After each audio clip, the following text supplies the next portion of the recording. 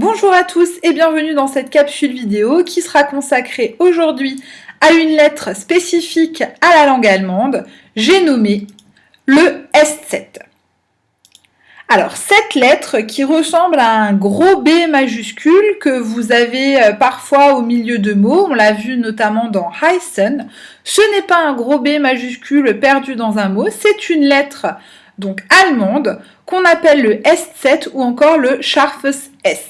Et alors, scharfes S, le S est très important parce que cette lettre, elle se prononce comme deux S. Et ce qui est également important, c'est que cette lettre, elle n'existe pas en majuscule. Souvent, les élèves ont l'impression que c'est un B majuscule en plein milieu d'un mot, en plein milieu d'une phrase. Mais en fait, ce qui est rigolo, c'est que cette lettre, c'est une minuscule et elle n'existe pas, on ne peut pas l'écrire en majuscule. Alors, quand le mot est écrit en majuscule ou qu'on ne peut pas écrire la lettre S7 par exemple dans les adresses mail, on peut toujours la remplacer cette lettre par deux S.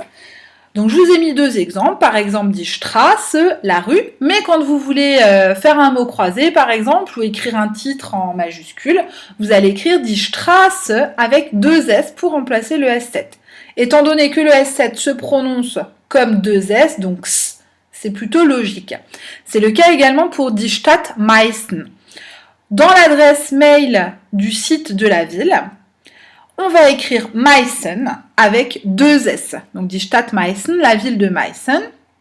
Et Meißen s'écrit avec un S7, mais dans l'adresse mail du site, donc on écrit ça avec deux S, étant donné qu'on ne peut pas écrire S7 en majuscule. Donc ça, c'est important à savoir. Si vous êtes coincé, que vous devez taper un texte, au lieu d'écrire un gros B majuscule qui est faux, n'hésitez pas à le remplacer par deux S. Donc par contre, la lettre S7 et deux S, ce n'est pas tout à fait la même chose. On utilise le S7 après une voyelle longue ou une diphtongue. Alors une voyelle longue, c'est le cas par exemple dans der Fuß ou Strasbourg, et la diphtongue, c'est ce que vous connaissez déjà dans le verbe heißen, s'appeler. Le EI, c'est ce qu'on appelle une diphtongue. Donc là, quand vous pouvez, vous êtes normalement obligé d'utiliser la lettre S7. Par contre, quand vous avez affaire à une voyelle brève, der Fluss ou das, vous êtes obligé de mettre deux S. Jamais, jamais, jamais, on ne met de S7.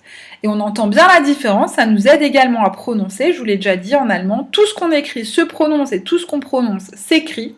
Der Fuß, der Fluss. On entend bien que Fuß, c'est beaucoup plus long que le OU de Fluss. Pareil pour Strasbourg et das. On entend que le A, on le traîne un petit peu.